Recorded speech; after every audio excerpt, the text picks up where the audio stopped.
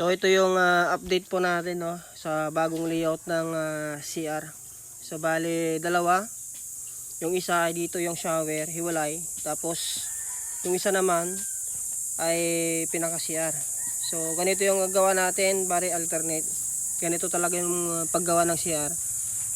Bahay ng CR ay naka-alternate. So ganito yung diskarte natin, ano. Bali kaya dalawa para yung gusto pong makapag-CR ay makakapag-CR at yung gusto pong magsha-shower ay makakapag-shower. Ayan. So bali ito yung mga ginamit natin na rebars. Bali 10 mm pa vertical at saka sa horizontal ay 10 mm lahat yung ginamit natin diyan.